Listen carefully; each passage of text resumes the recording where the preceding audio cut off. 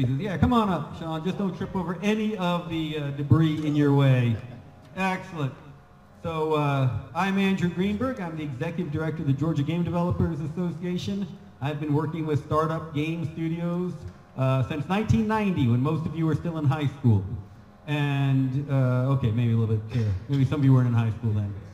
And the first one was a company called White Wolf, where I was the first employee, working on a tabletop game called Vampire the Masquerade, and then of course our own holistic design, 4 guys creating Fading Suns, Emperor of the Fading Suns, Multi-Coon, lots of other games. And I've been now working with startups through Game Tech Hub, which is a startup accelerator, which funds companies making technology for the video game space. We're not really funding the games, we're funding the technology that goes into games. If you're making a game with a prototype for your technology, that's great. We're funding companies up to $500,000 in 3 tranches, depending on milestones that they hit along the way. And we should be opening new cohorts next year. And to my right. Thank you. So I'm Chris Cornelison. I'm currently serving as the Interim Associate Vice President for Innovation and Commercialization here at Kennesaw State University. I also manage the intellectual property for the university. We can talk a little bit about what intellectual property means if you're not aware of it. I'm also a faculty member in the College of Science and Math. I'm also a founder in a startup. It is not in gaming or game technology. It is in agricultural technology, but much of the startup journey is similar regardless of what the tech or the space or industry is. So hopefully there's some lessons that I've learned at various levels of the university and as an entrepreneur that I can pass on today. I'm happy to be here. And he made farm equipment or something like that. That's not the ag tech. So hi, I'm Dennis Loubiere, and I'm from the Robin and Doug Shore Entrepreneurship and Innovation Center. That's a mouthful, just say the Shore Center. I'm the program manager. For my KSU students and my recent alumni, I'm your first stop in getting some advice business-wise. I spend the majority of my day working with students who are starting their own companies or recent alumni, because a lot of times you started when you're in school and you keep going. We have a Mukuji Innovation Fund where we fund startups up to $20,000, and then 2 special companies will get $30,000 each year. But it has to be innovative and scalable. So my background, I have 3 of y'all in my bag that we were talking about earlier that y'all all know. Studio Grim, Vertical Shift, and then, Brandon, that one you may not know. Brandon's one of your former alumni. Brandon beat it. Huh? Brandon beat it. Yeah.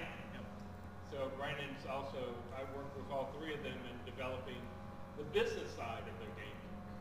How do you decide, what do I want to build, who's going to pay me for this, and how do I make it scalable? How much money? If you're looking for investors don't care about your game. Sorry. They want to know how much money are we going to make with this, and how many people are willing to pay you to do this game.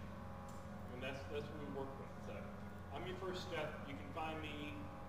I'm out there at collegecollege.com /EIC. They got a little money. Alrighty, I am Sean Shepard. I am the founder of Galore Interactive. I'm actually a member of the first cohort of the Game Tech Hub that Andrew was talking about, and we finished that program. And so we do game tech, like he said. We do multiplayer solutions for people like you that are doing games. And I've been in the industry for a while. I still am. I'm working currently at a small startup that's doing a farm simulation kind of strategy game. I've worked at other startups in the area doing various XR technology and gaming, interactive technology. And I've worked at a really large VR studio that is in the area, in Marietta actually, you may have heard of, Motion Reality. Doing some really neat stuff there we can talk about offline. So I've got a lot of experience in game dev, working on small teams that are in the startup phase. Like I said, I'm in a startup myself.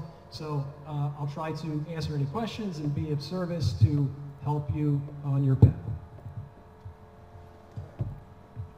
All right, I don't want to take a lot of time talking about the basics of incorporating all that. but just any quick tips on what they need to do to actually get a company down on paper. You can go to the Secretary of State's office here in Georgia, and it's very simple, $100, you're done. Stripe online, a number of online sites will walk you through your corporate creation fairly cheaply now. But if there's any specific tips you would throw out for that first stage of incorporation, I actually always recommend partnership agreements even before you incorporate. But let's talk very briefly on incorporation, then get into the fun stuff. All right, thank you. Yeah, so the first thing I would say is you don't always want to incorporate. And you really want to think about what your business is and meet with experts like Dennis, because you need to validate the concept of your product market fit. A lot of businesses fail because they've designed something that they believe in that has no market, right?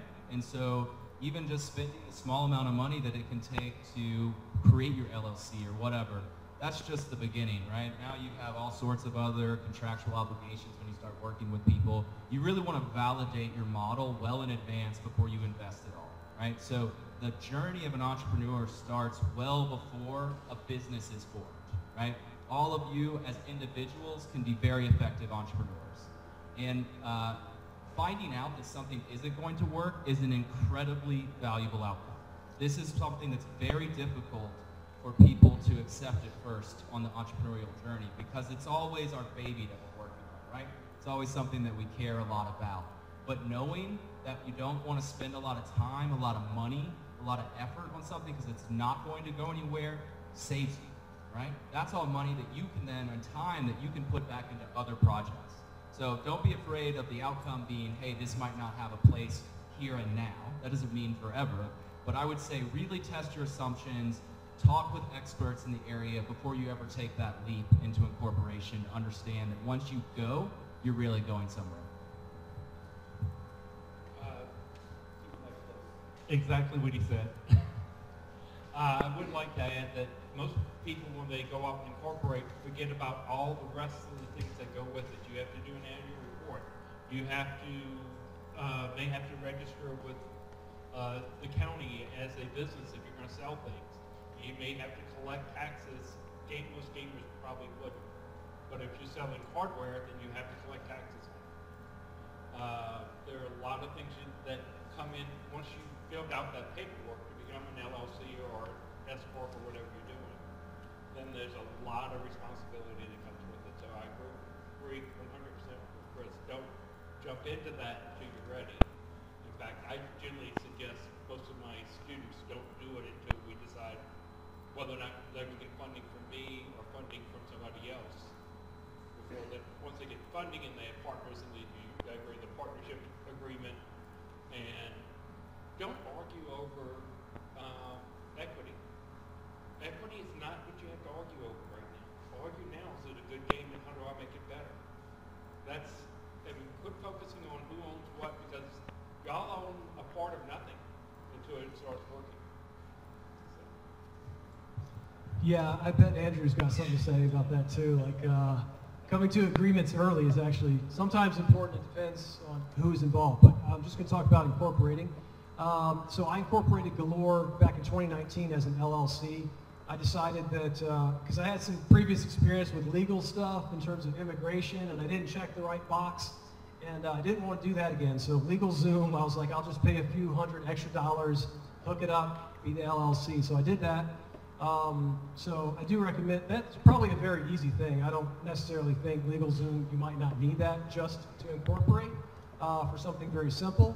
But the most recent thing, as part of GameTech Hub, I was accepted into that accelerator, and they require for their funding a specific type of corporation. So I had to be an S corporation. I could either convert my LLC to an S corp or just create a new S corp. And it needed to be through Delaware because of reasons. All the investors, they're going to know stuff. And there's also, with being an S corp, you've got, it's a bit easier and more structured to set up for equity allocations for investors specifically, right? So it's good for them. So that was, like Andrew had mentioned, Stripe, they helped out in that case, right? So I didn't do that all myself. It was all very easy, but all very important to do before you go down too far the path. I know that we want to have a solid product before you go down there and understand your market. but as soon as you do, there's some considerations that I have.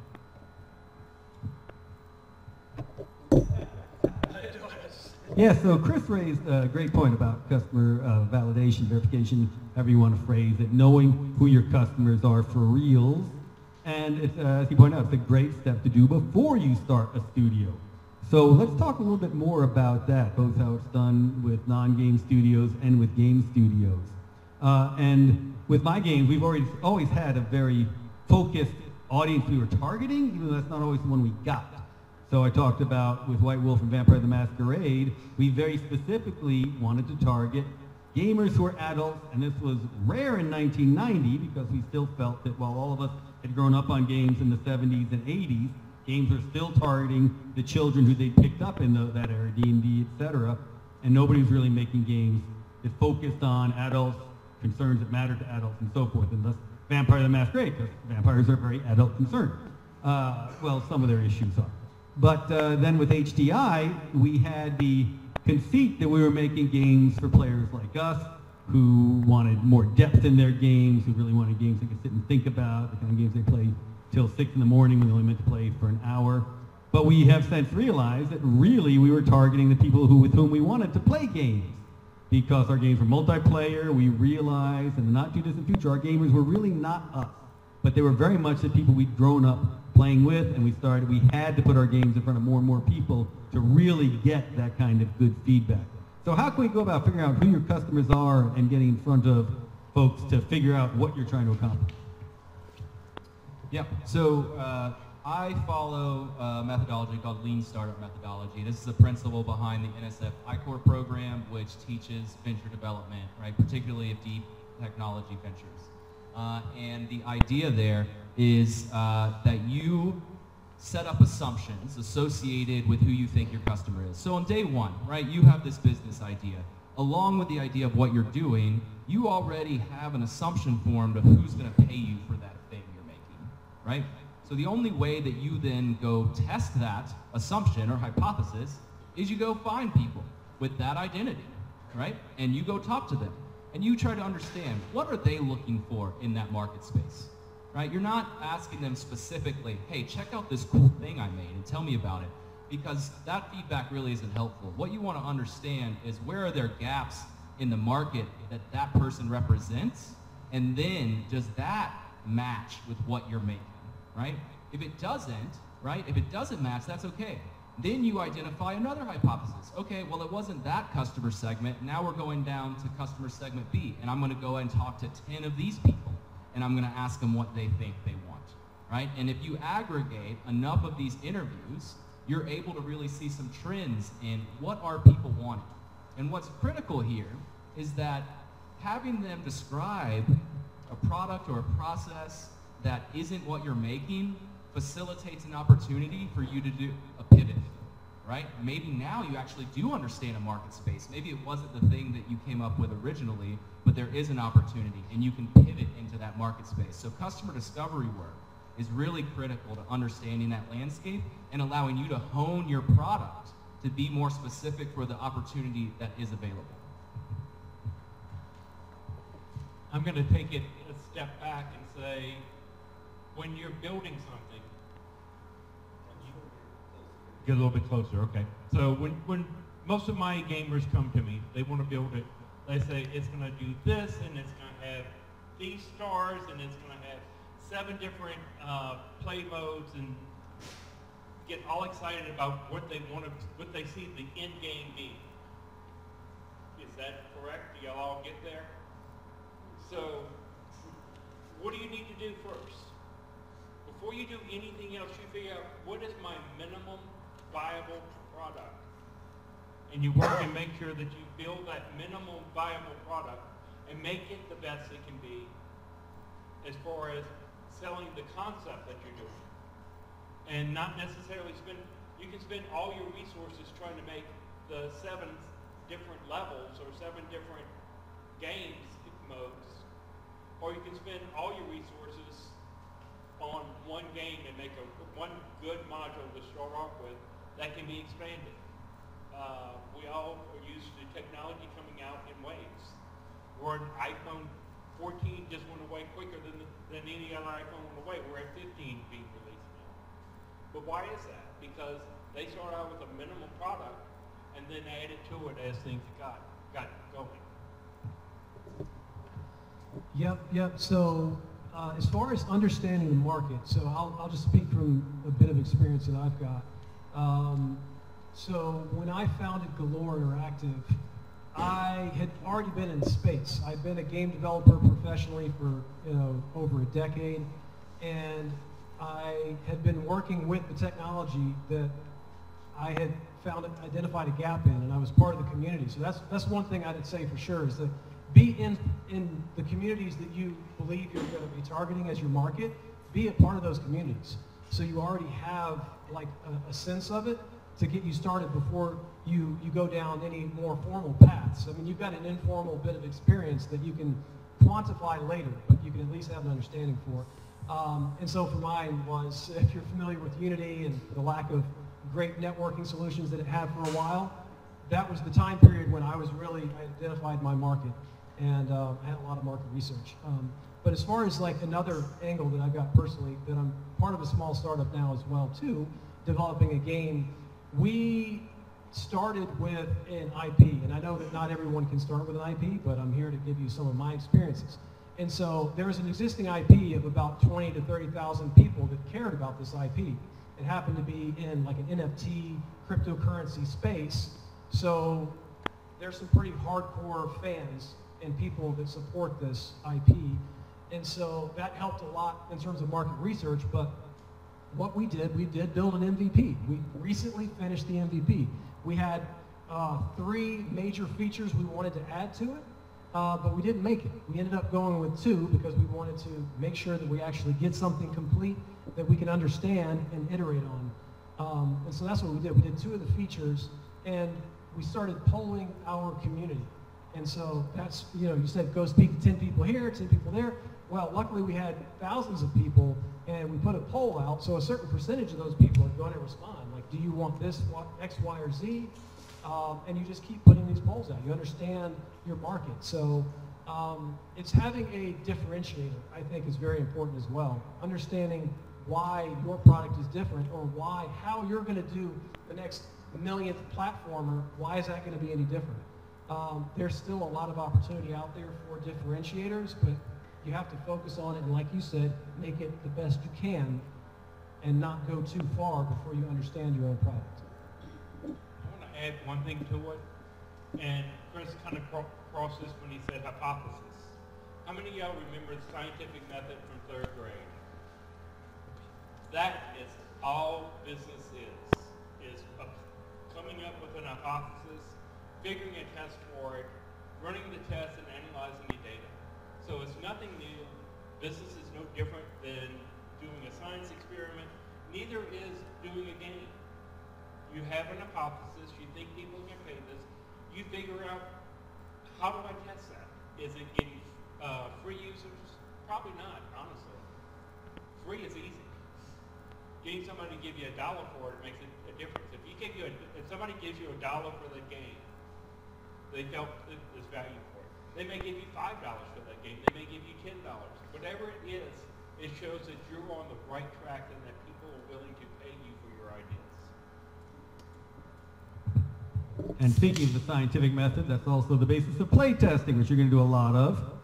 You have a hypothesis. If my avatar walks into what looks like a wall, it should stop. You test that hypothesis over and over again. And if it fails that hypothesis, it walks through the wall, falls through the earth, crashes your game, and you get some bug hunting in front of you. And that's not a fake scenario. That is something you do walking to make sure collision detection works everywhere.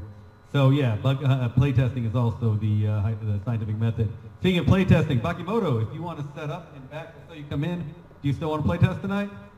We've got 8 to 7. We've got after this panel if you want to show off. All right.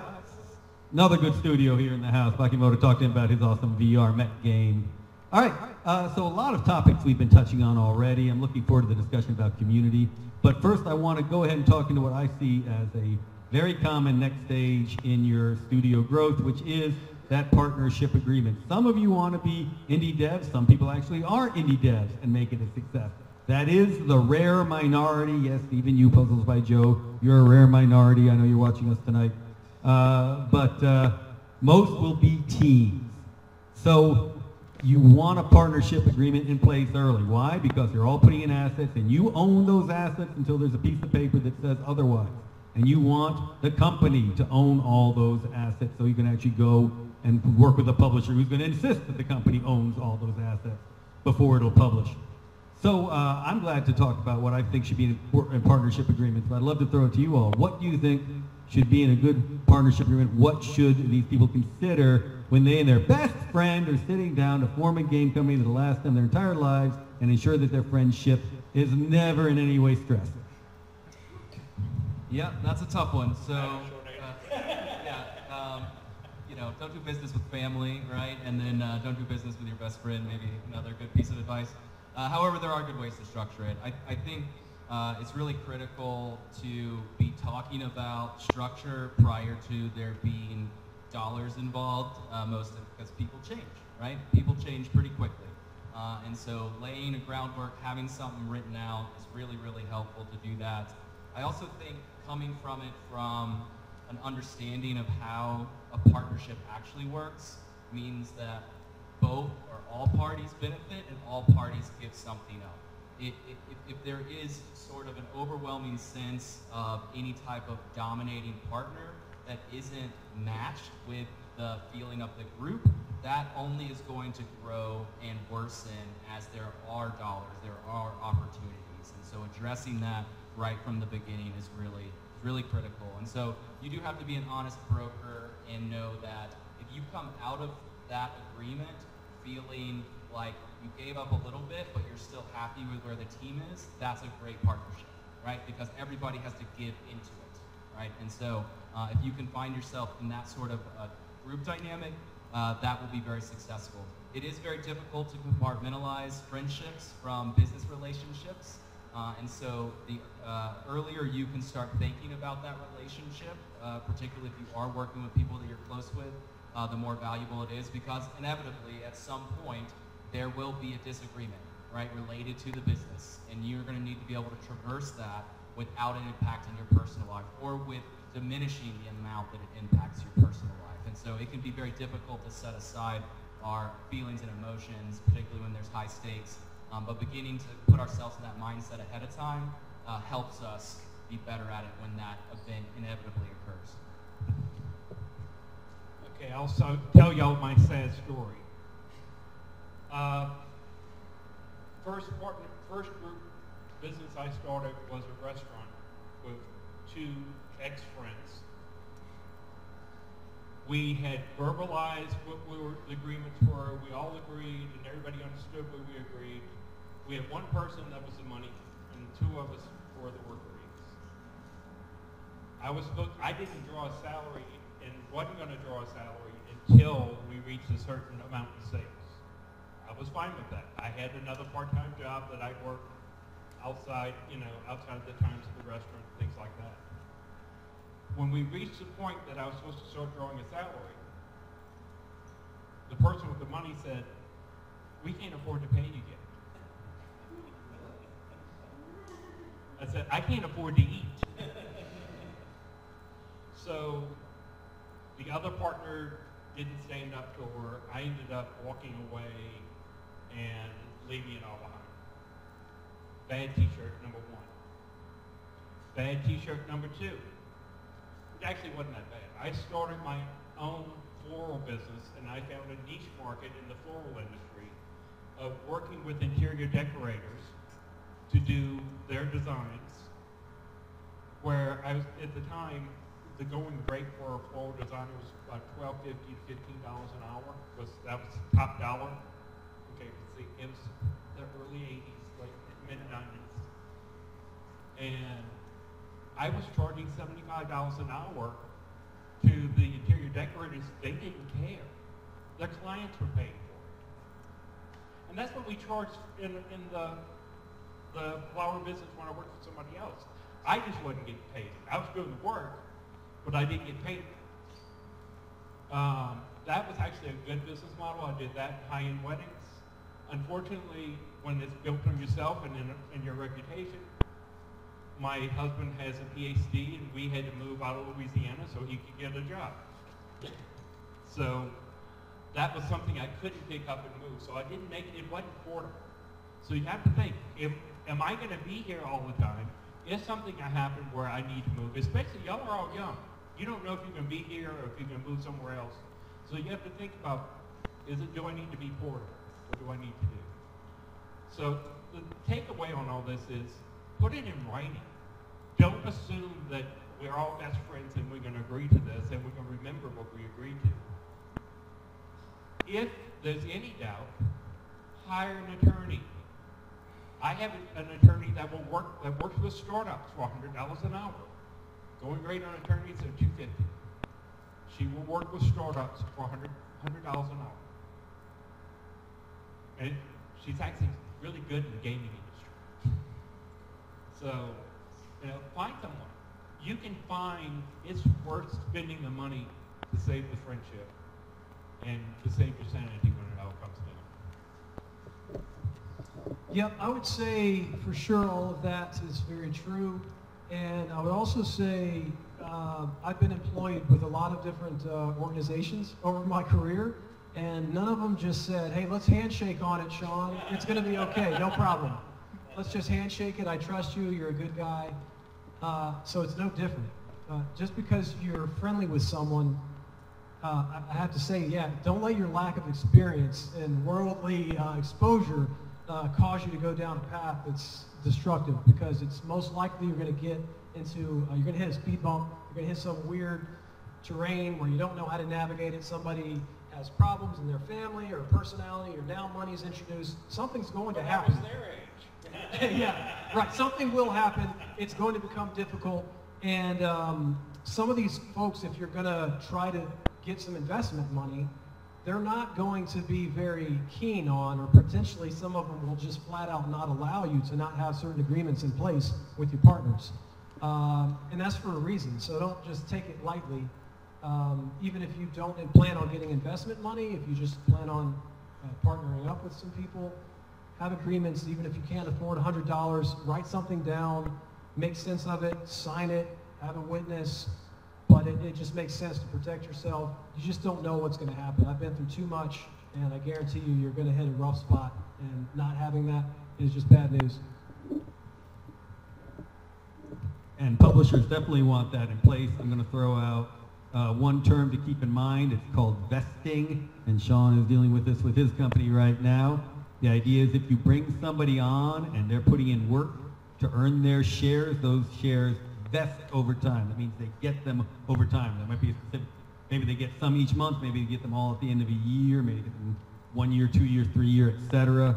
But keep that in mind. People don't necessarily get their quarter share or whatever just walking in the door. All right, I'm going to hit on 2 more areas, and I'm going to open it up to the audience for questions. That includes you online. We have people monitoring the chat who will relay questions, so feel free to ask them. One thing that we are seeing of critical importance now is building a community before you launch anything, games, or really anything now. You've got to get the word out ahead of time. Chew Crew is in the back of the room right now. They are not live, but they're working like mad to make sure they've got fans on their Discord, following their Steam page, etc. I talked about Bakimoto, who's here. He's been pushing this game to a lot of folks for a long time, so check out Bakimoto and Fruit 66 on Steam. But what would you recommend people be doing before they launch in order to make sure that there's buzz, they've got an audience, etc.? Yeah, definitely critical importance. So just from my current example, again, not the same, I'm not in the gaming industry, but my startup right now, we are pre-product release, but we are in the seed fundraising round, and we're building out a customer wait list within our sector. And the first person that we brought on, other than the executive leadership, is in marketing, particularly in digital marketing. So, I mean, obviously that's going to be critical in the gaming industry, even in agricultural technology. That is the word of mouth, right? So the type of tech that my company works in has a really niche community, but people are really, really interested in it when they're interested in it. And so we know who players are, and we brought somebody on board that actually was a pilot participant with our technology. So they know the technology really well. They also have a great social media footprint, and multiple degrees in marketing before they changed into a different career path. But bringing somebody on, if you're like me and you don't know how to do that, bring somebody on, because this is critical. Building up that critical mass that is going to carry through once you start having successes is going to continue to drive those revenues up. So if you can do it, that's great, but often it's important to let experts do what experts do. So I would say reach out to folks who might be able to help you if you feel like you can't do that right away. What was the question again? Building a community for your games, for your company, for your product. So building a community. That's the $64,000 question. If everybody knew how to do it, every one of you would have a successful game right now, right? So you have to figure out, you're doing something unique. You're doing something that nobody else has done before. So again, we go back to that hypothesis. Who do I think is going to like this game, and how do I connect with them? Is it through Discord? Is it through Facebook? God forbid. TikTok? God forbid. But it could be. Your users may be on TikTok more than you think they will. Your users may be on Discord less than you think they will. It all depends. Just because you're on Discord, and programmers are on Discord, a lot of gamers are on Discord, but they're generally on Discord for their one game. They don't look at other things. So is it really a good place to build your network? No, Discord's it's a good place to get some interest, but you have to build your board and your Discord from the people and pull them into your Discord. Don't just play on other people's Discords. Create your Discord. See how many people you can get signed up on your Discord. See how many people interact on a daily basis with your Discord. See how many people reply to the emails. How many people will pre-buy your game? How many people will sign up and say, here's my credit card number. We won't charge you for your credit card, your purchase, until the game is released. But as soon as it's released, you'll be the first one to get it. There are people out there that will pay to be the first in line. So, those are the ones you want. Those are your early adopters. And those are the ones you have to identify first. Yeah, absolutely. I'd say Discord is a must. You better have a Discord server. You better be active on there. Reply to people. But I'd say creating a YouTube channel or other social media where you can share videos and snippets. I think the main advice for folks like you is be consistent, right? You have to come up with a schedule. Either once a week or once every 2 weeks, you're going to release a devlog. People like that. They want to see what you're doing because they themselves might not be capable of developing a game. You have skills. You're able to materialize this amazing entertainment product that they might be interested in, and they want to know how you did it. And that's inspiring to them. And they're going to give you comments. You're going to hear things along the way. So consistency, give devlogs, and that's like one of the easiest things you can do. And in terms of the videos, the consistency, I had something I was going to say, but I forgot. GGDA meetings, bring people in to play your games. Yeah, absolutely. GGDA. Telemetry. That's what I was going to say. So you can add telemetry measurements into your game and game analytics, user player analytics. I recommend that highly from day one, meaning day one, even for your internal teams. And so you can figure out how you guys are even playing it, and then once you release closed beta, open beta, whatever it is, you're gathering information. So what I'm talking about is like how many times did they go down this path, did they touch this button, are they interacting with certain areas of your game? So you're gathering these analytics, and you can act on that information. So if you see certain things in your game are getting more attention, you're going to maybe be more successful in building your community if you're focusing on those things, whether it's good or bad. Like if they're focusing on it and then they quit the game, that might be a pretty good indicator that that needs some work. And then you can go to your Discord and ask for input. So all these things are going to be very helpful. What is one thing you wish entrepreneurs knew when they came to you, or you wish you had known when you started a company? So I think probably most important, I would say, is a good appreciation for the inevitability of failure, right? It's really about the scale, but it's never going to be this super linear, everybody thinks you're amazing and your product is awesome pathway, right? There will always be dissension, and there will always be, you break it, right? You run a pilot, you run a beta, and it's broken, and you have to put more work into it. And so I think being resilient and understanding the level of resilience that's required to be a successful entrepreneur is really important, because if a couple of failures or a couple of setbacks come in, make you want to throw your hands up and say, I don't want to do this anymore, you're probably not an entrepreneur, right? Because you got to be willing to work through the challenges, the difficulties, the times when you don't think you're going to be successful. So going into it with that mindset of knowing, hey, at some point I'm going to hit a wall, I'm going to hit a problem, it's going to be really frustrating, and this is what I'm going to have to work through, again, allows you to already be ready for it, right? You're not going to be caught off guard and is disheartened if you're prepared to deal with challenges ahead of time. So I think it's really important that you come with a mindset of resiliency and work ethic, right? That you're going to move through the challenges when you find them, and you're going to keep pushing for the dream that you've set for yourself, which is to launch this successful studio. One of the things I wish I knew more when I first started was humility. Confidence is great.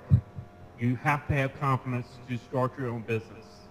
But you have to have the humility to listen to other people, listen to your clients, listen to your customers, listen to the people telling you that are trying to give you advice on your business. So you can take it with a grain of salt.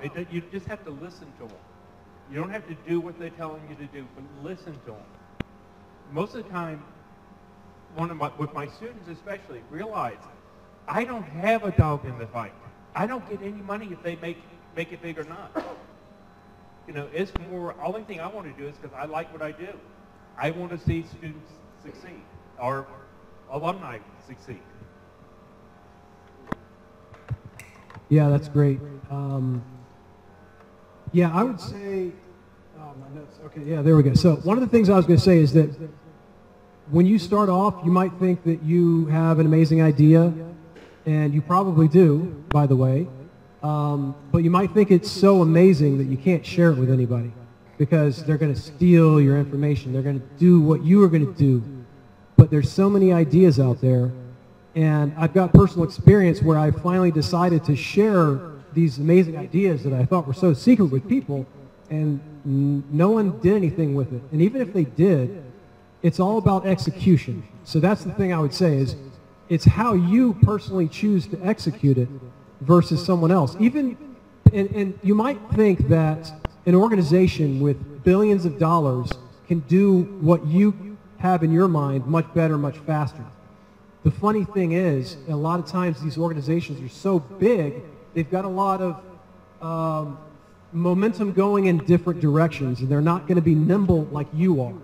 So I want you to believe in what your idea is and not be scared to talk with other people about it, because that's how you're going to learn more about what your idea is. It's going to take shape based on you conversing with other people and sharing portions of that with other people.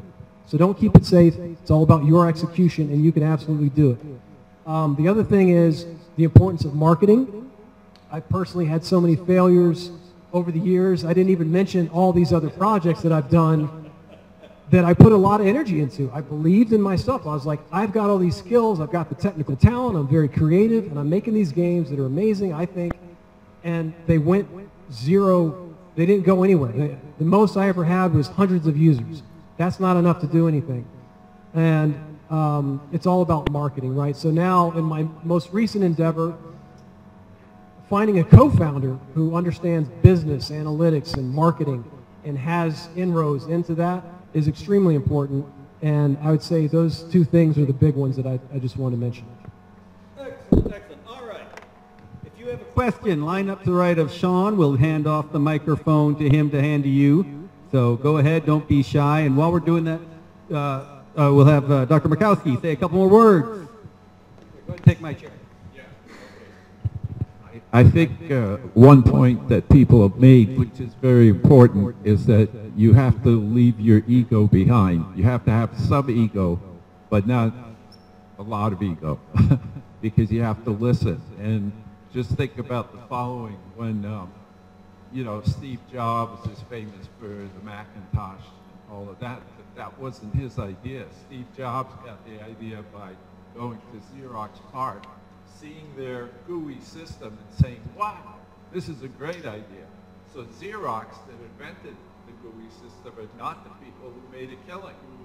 You know, same thing. Bill Gates, when Macintosh came out, he was poo-pooing it, everything, and then he realized that he was wrong.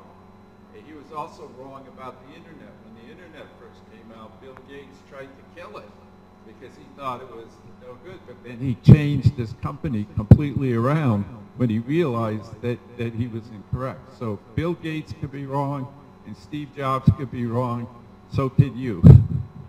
The other thing that I want to caution you about is using AI in your products. The Patent Office and the Copyright Office have determined that if your work has a lot of AI-generated components, you cannot protect that work. It becomes open source. And if you're looking for investors and they find out that your work is not protected, then you're not going to get investors. So AI makes it easy, but it can also make your product very difficult to sell or to get investment, so be careful. Pass the mic on down to Sean. Okay, since the mic came to me, I wanted to say one more thing. ChatGPT and other tools like it, I've used it for legal assistance, and it does help. And I don't care if it's open source or not. I can still use it, and it's very helpful. All right, let's go to some questions. Hello. Yes. My question is, at what stage of an idea do you start seeking funding? How much do you have to have ready before you start talking to people? From my understanding and my experience, you have to, it's highly recommended that you have a prototype ready right off the bat. And that you understand your market. You're going to have a pitch deck. So as far as product is concerned, prototype at least. You have to have something to show, something tangible, so that they can understand your capabilities, first of all, to execute on your vision. But also the pitch deck is going to be very important. That requires you to do market research, any number of things. I think they'll probably be able to explain a bit better. But if you look into investing pitch deck, you'll get all sorts of great content and suggestions, but definitely have your prototype. The biggest thing that I have to teach my game developers and all of my business people is that when you start talking to investors, they don't care about the game. They don't care how wonderful the game is. They want to know how many people are willing to have paid you for it, and how, they will ask you about the game later, but that's not their important factor. Their important factor is how many people will pay you for it, how many people are lining up, waiting for you to develop this, and do you have the skills to do it? Yep. So I would say depends on what you want to do with the money, right? So there are different stages where there's different appropriate funding sources that can be pre-prototype, right? And that's going to be a different amount and a different type of organization or individual providing that funding. So it can be very contextual what you want done. Something to look into is called technology readiness level, TRL. So this is a way that you look at how do you go from conception of an idea to a product on the market. And there's different examples of what those stages are. And those, there's lots of good infographics online that will show you sort of when dollars typically come in at different technology readiness levels. So that'll give you a good idea of depending on what you want the money to do. Yeah, I think the important thing is you have to have a budget. Like if you just walk in and say, I want 100,000, the first question is, what do you want it for? When you say, well, I want to hire a program. Well, how do you know it's 100,000? They're going to ask you, some very penetrating questions about how you're going to spend the money. And you better have a real reason why you need the money. You know, and it has to be precise. I need a programmer for 6 months, or I'm going to hire this company, and this is the task I want them to perform. Nobody's just going to give you a pile. You know, you get the idea. You walk in, it's a great idea. Somebody gives you like $200,000. But when it's their money, they're going to want to know, how are you going to spend it? How many months is this? How many people are you putting on it? Are you know, you have graphics design. Who are you hiring? You know, so you better be ready to answer all those questions. Really quickly. For creative endeavors like games, it is very hard to find outside investors in the classical investor sense. I strongly recommend not spending time chasing investors if you spend working on your product. Certainly, pursuing investors is not a bad idea, but make sure the product is coming first. In the game industry, publishers have historically been a big source of funding for companies like mine. We lived off that publisher model for years and years, where they would fund a game up front, they would release the game, and then we would all get money on the back end. That's a lot rarer now, but still worth pursuing. There is something called friends, fools, and family money, which you can call on. Your friends and family really want to see you succeed, so do the fools you know. But be careful about using that, because that's not the investor who comes in and helps you with other parts of the business. So use that when you need it for some specific reason, and make sure that you do what you can to keep those people happy, but those aren't the classical investors. Try and build it on your own if you're doing a game on your own first, and then start going the investor route. Don't waste time on investors when you can be building something. And remember, if you go for friends, family money, and you lose all that money, you might lose some friends and some family too, because, you know, it is real money to them. And, you know, that's why for certain kinds of investors, you need to have qualified investors who can demonstrate that they can lose money. I mean, it isn't just sweet success, it's a lot of hard work, and a lot of people fail. So if you take money from your parents or your brothers or anybody else, just be sure you can pay it back.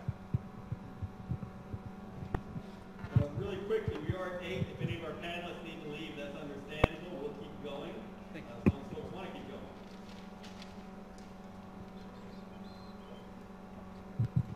Sorry, one question I've got is, how does a developer retain creative fulfillment while also staying financially stable and also fulfilling obligations to their audience and their distributor? I guess you better have your favorite energy drink in hand, because it sounds like you're going to need to hold down a full-time job, which I'm currently doing as well, in addition to my startup. Full-time job, startup responsibilities. So you're going to have a form of revenue. I don't know if you're going to have a job or not, but I feel like there's something more specific that you want to know. But I mean, it's just about nose to the grindstone. How do you keep your creative freedom? Well, it's who are you working with? Who's on the team? What kind of agreement do you have with them verbally? Not necessarily these written agreements that we were talking about, but are they creative people? Are they artists? Are they developers?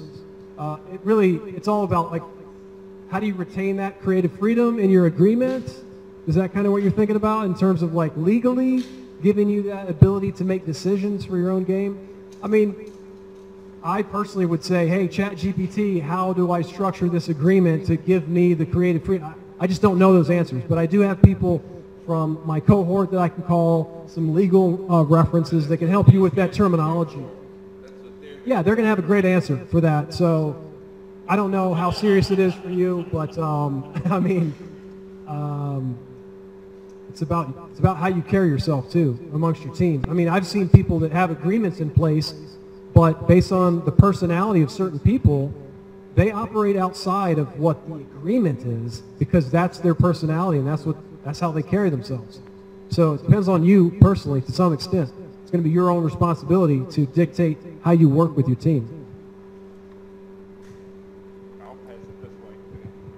Yep, so I think first is to really understand what you want, right? Because there's a big difference between having a pet project that you want to just be yours and you want full control versus trying to create a viable business. Very rarely are you able to have both.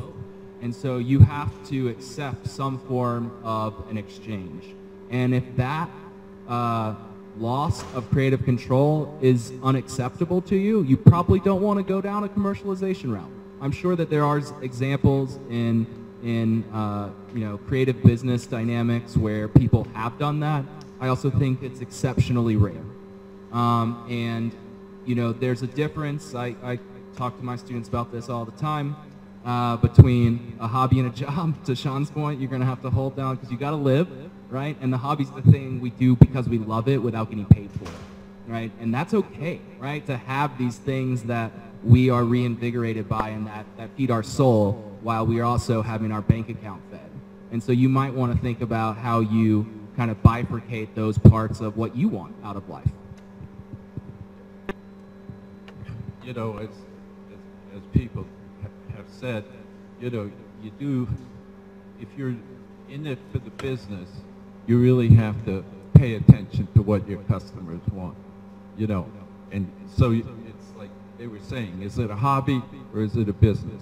If it's a business, you have to be much more willing to kind of change, based on what you're seeing. Because if your customers don't want to buy it, you don't have a business. I mean, it's that simple. It might be beautiful, it might be great, but you just have to be flexible. There really is something called an entrepreneur mindset that you do have to have. I partnered with a guy who came out of classic business, thought he wanted to be an entrepreneur. We were generating revenue, but within a year he said the uncertainty just was not for him. You do want to, especially in games, you get into this because there's something you want to make, there are things you want to create. It's a very creative industry. Creation is very fulfilling. So make sure you are having that internal fulfillment with what you are doing, but make sure that you can also weather those ups and downs.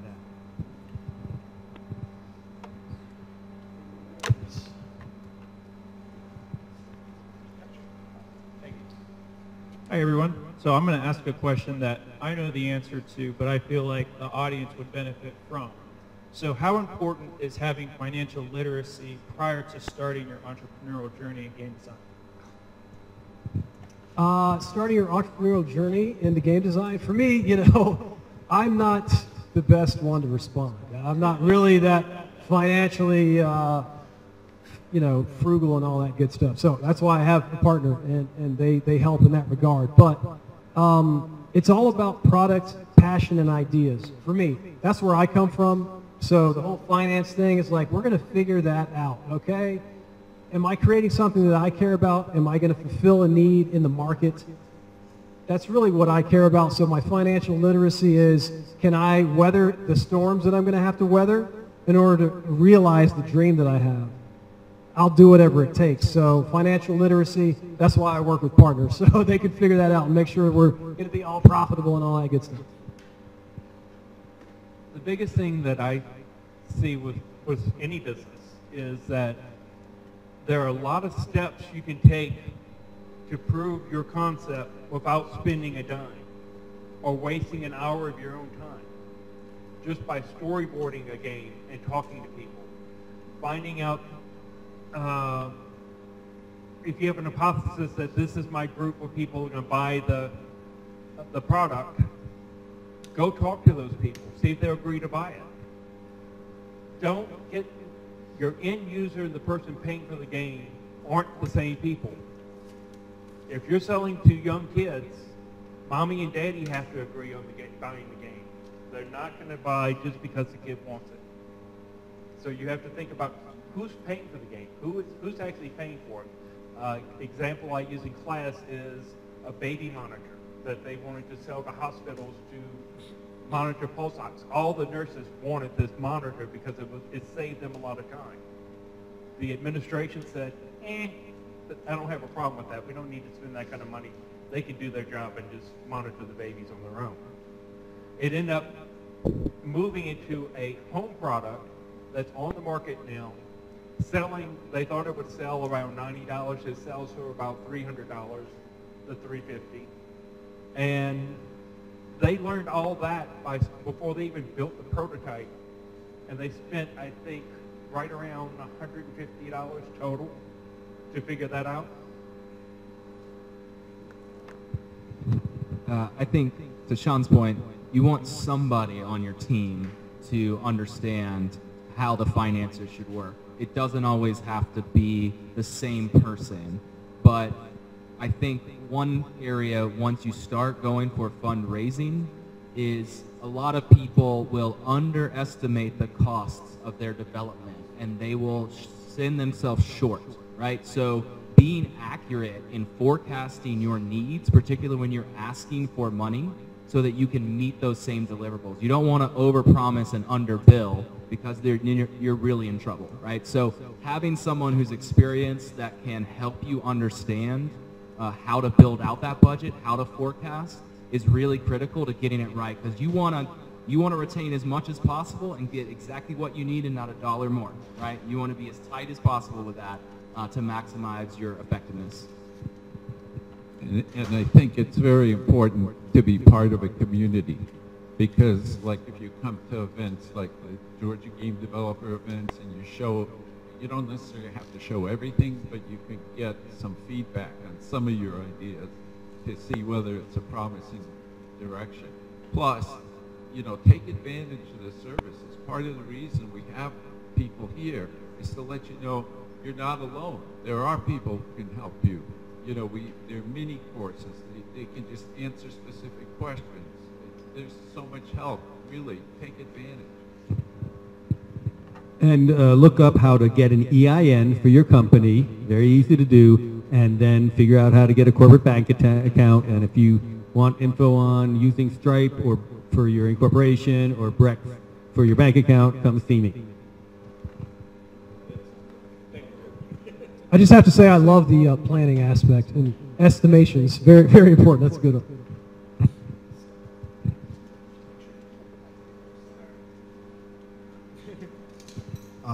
Question I was going to ask is, how do you make an effective marketing scheme in order to make your game seem valuable to other people? Or how do you find the latest trends in order to find that value?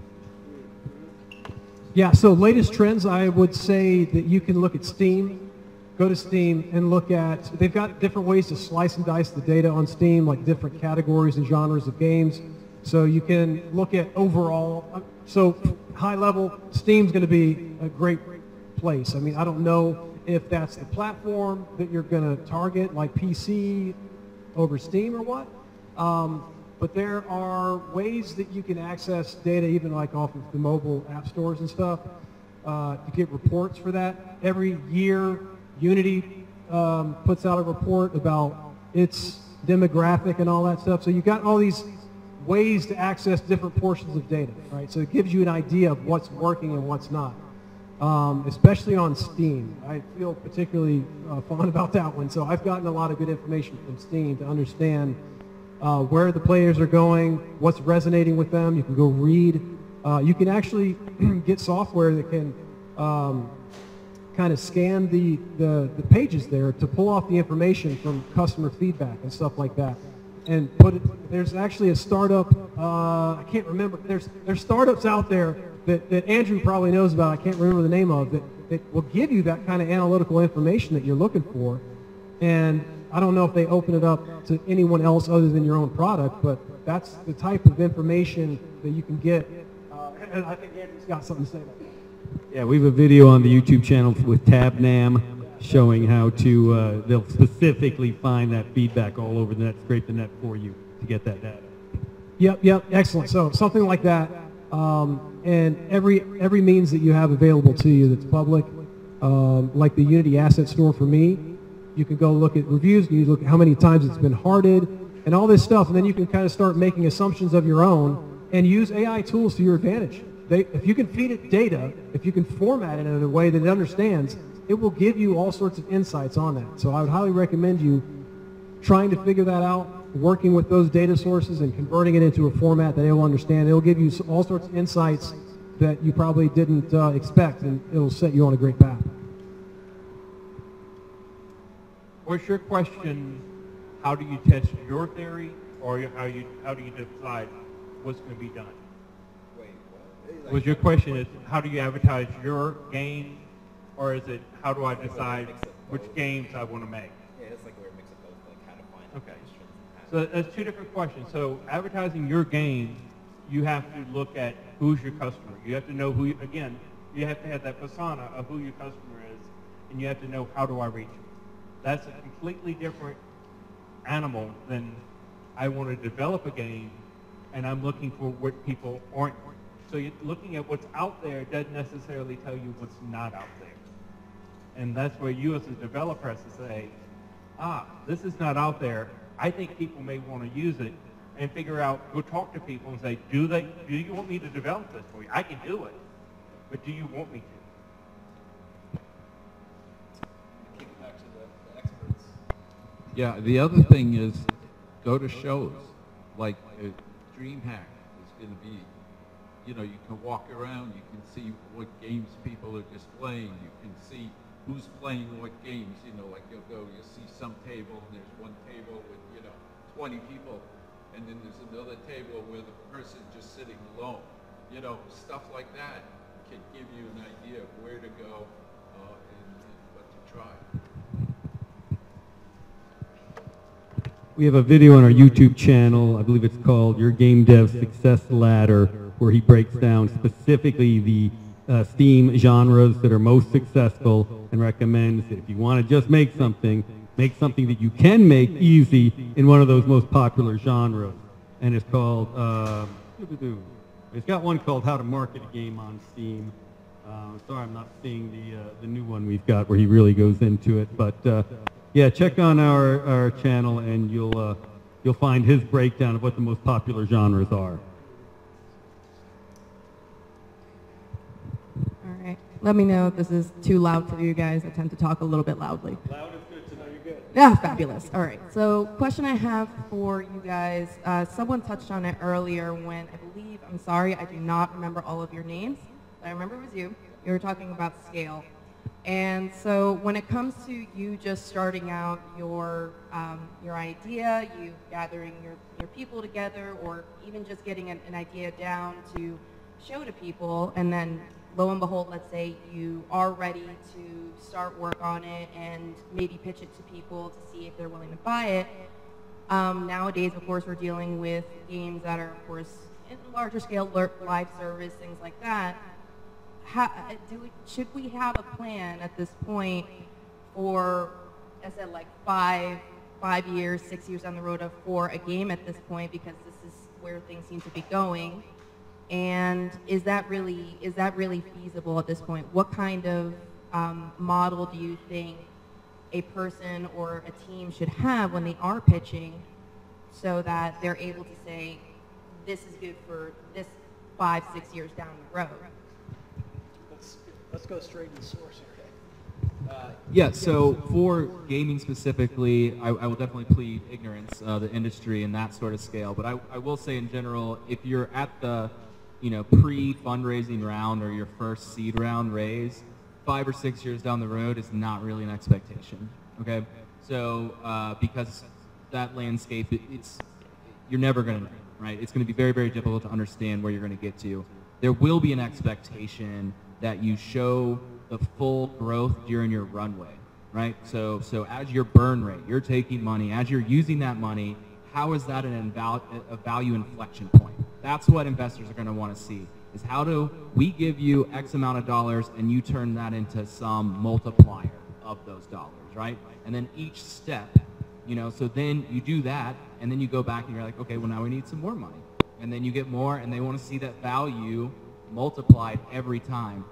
At some point pretty early on, you're going to have people who are going to help you with this forecasting, right? You're going to build a team around you that's going to include folks that can help you understand how you scale your infrastructure, right?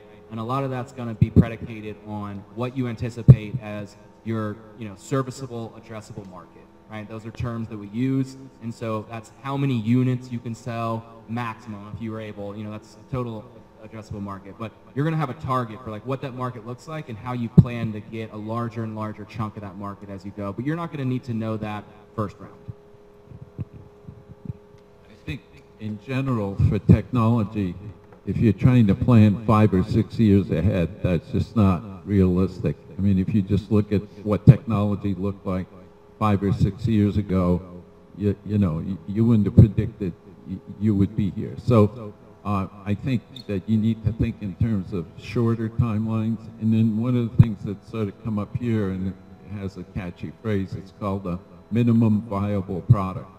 So very quickly you need to get to something that kind of captures your idea. It's not the perfect thing, it's not the finished thing, but it's something that you can demonstrate and convince people that you have the capability to create something. But if you come in with a 5-6 year plan, you know, Soviet Union couldn't pull that off. You know, they had a 5-year plan and it was just a total disaster. Things just change way too fast, so you have to be a lot more kind of agile and nimble and adjust. You know, like just take a lot, like ChatGPT's mentioned. Well, that didn't even exist 6 months ago. I forget exactly when it was released, but it was this year. Yeah, let's just say within a year. Yeah, within the past year. You know, and it caught everybody flat-footed, and that happens all the time with technology. You know, I mean, a lot of people, especially young people, can't believe that there was a time that the internet did not exist. But it's actually not been around that long. I mean, you know, it's only like 20 some odd years old, and, you know, and it changed everything. I mean, just ask the newspaper publishers and the magazine publishers and all of those people whose business model was just destroyed. You know, I mean, they all had 5-year plans and just went poof. I'd like to add, just there's nothing wrong with planning. I went to a presentation on a gaming company, and they had that their releases through 2025. My question was, okay, what will it take for you to move that timeline up from 2025 to 2024 or 2023? Is that possible? And then what would it take? And then figure out, can I get what it takes? You have to think about what the next iteration is going to be, but you don't work on it till you get the first one going. The one successful multi-year plan is like, if you're talking about games, it's like Madden. Okay, they know that every year there's going to be a new set of teams and stuff like that, but they have to have the prototype. And now, you know, so there are all kinds of game companies making fortunes because they tie themselves to professional sports, and those teams and players and everything change every year, so you can't just keep playing the same game. So again, if you have an idea for something that changes, like the other companies that are not game companies that make a lot of money are the tax companies, because they know that the tax code changes every year, so they're going to have to update the product and people are going to have to buy it. You can't use the 2022 product to do your 2023 taxes. So if you have that kind of idea, you can have a 5-year plan. Yeah, I got a couple of things I wanted to say to that. So you talked about the number of years. I'll quickly just say my personal experience. I was asked for 5 years projecting out, but I only gave 4, and I kind of hand waved away the 5th year. I was like, it's just, I was literally just saying, hey, I can't predict that far. I don't know what's going to happen. So just FYI. The other thing about scalability, from my personal experience, was we talked about scalability, and that's why I was selected to be part of the cohort, because I have a scalable product. And there was a portion of my business that wasn't nearly as scalable, and which is the services. So I kind of relate that to your live ops situation. So live ops are similar to my services because I'm game tech, and so that's, in order for me to provide services to more people, I have to hire more people to do that. So that's not as scalable as what my core product is, which is very important to the investors, which is just being able to create a product that can sell as many times as there are customers by only it being developed once, which is very similar to a game, but not the live ops. So I would say it was important consideration in my pitch that I focus on the scalable portion as opposed to the not so scalable portion. And with White Wolf, we actually did have a 5-year plan. We hit on the product, vampire, werewolf, mage, Changeling and Wraith, one a year. We've announced it when we first did Vampire. But needless to say, the financials were completely different than we thought about in year one. All right, next question. Last question again. Hello. Someone up here was talking about telemetry. And so I know as a developer how it's really easy to just put in hooks everywhere and start measuring a bunch of stuff like how many people clicked on X or Y and end up with a big pile of meaningless data that's really hard to digest. So my question is, can you maybe walk us through your process a little bit as to how you might translate some kind of hypothesis that you have about your game or a new feature that you're coming out with into some meaningful metrics that you can measure inside your game? Yeah, sure. I'm trying to remember back. It's been a little while since I added telemetry. So yeah, it is very easy to add in these APIs. You can integrate it on every button click. It gets a little bit more tricky when you start getting into like certain behaviors. But as far as tracking where they're at, you can add things on a certain frequency to monitor where they're at in the map. But I'm sure you've got all that kind of mapped out. So you're trying to figure out how to give yourself meaningful data. For me, a lot of what I was doing at the time, it was not like an open game. It was not like an open world game. It was pretty constricted and tight. So my concerns were very much on button clicks. When are they, like what flows are they going down? What flows are they not going down? So to me, all that data was actually pretty meaningful. I wanted to know every button that they pressed, how long before each press and stuff like that. It was valuable to me personally. But it does really depend on the type of game. So if I was going to be in an open world game, that talks, I don't know what type of game you're thinking about, but that's where my mind goes in the opposite direction, where it's much more difficult, where they can make decisions on their own and pretty much go wherever they want, whenever they want, and engage with NPCs however they want. So I can see that potentially being a pretty big ball of soup that I haven't really thought too much about, but it's just about your approach. Just come up with, just start throwing it in there, and if you start seeing, I guess that's what I would say. Put it everywhere, and then as you notice things are not as useful, take them out. Pare it down. Instead of doing 10 things, do 5 things, until you find the right mix that is giving you actionable information. But I think starting off with more data is potentially better, so you can start seeing where there's some patterns. But you need, again, some data analysis tools that can help guide you to where those patterns are instead of the naked eye, if possible. That's the best I got for now.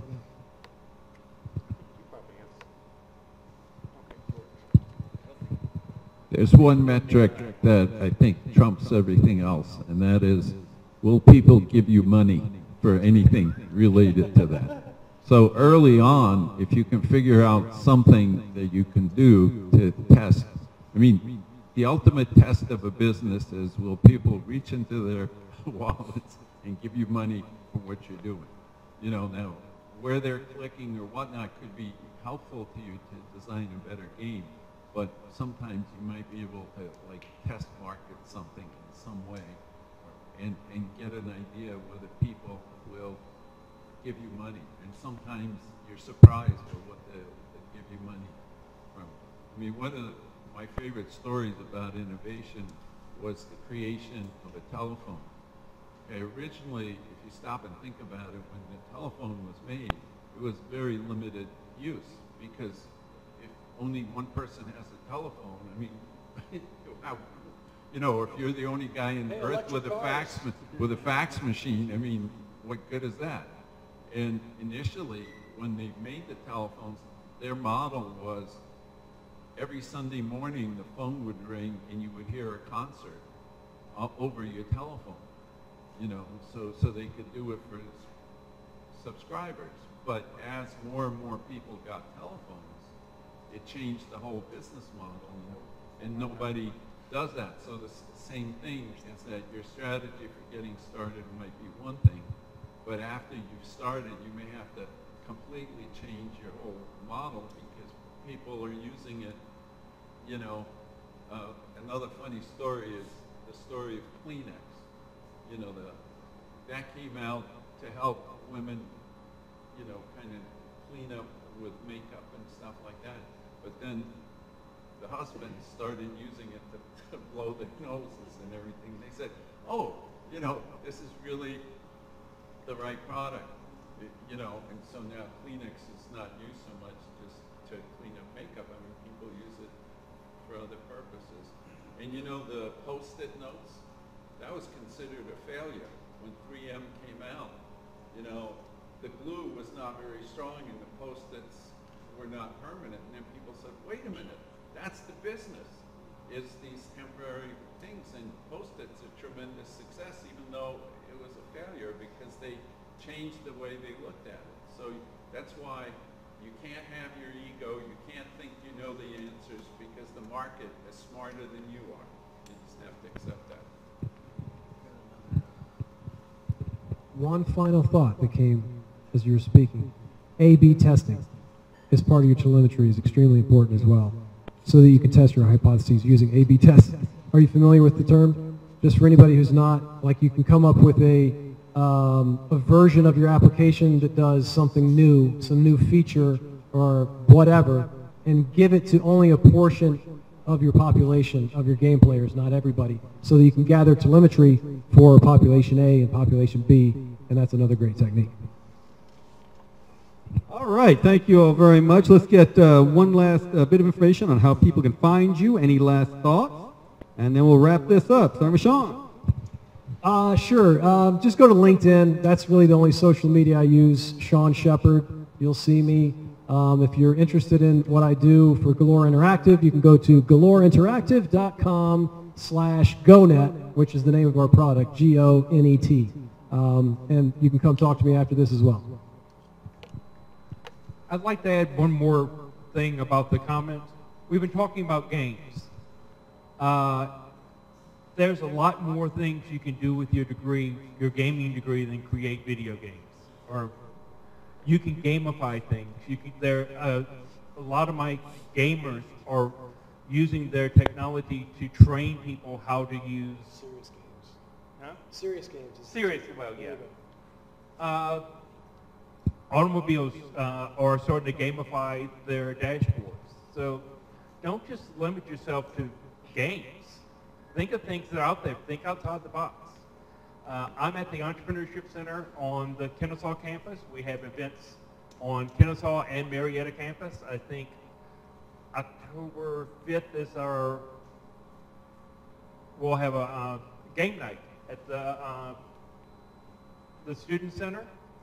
I buy the pizza or whatever we're having, and I pay for the games. So come meet other people that want to start a business. And if anybody wants my business card, it has my cell phone number on it. You can make an appointment with me through kennesaw.startuptree.co. Set up an account, click on mentors, and I'm at the bottom of the list. Last but not least. Right, and you can find my information on the Office of Research webpage for Kennesaw State University, and you can also reach me through the email account intellectualproperty@kennesaw.edu. Kennesaw is a big place, so look for kennesaw.edu, and if you type in entrepreneurship or games or anything, it'll lead you to one of us, and we can. And if we're not the right person, we can connect you with anybody else. So you know. We're here.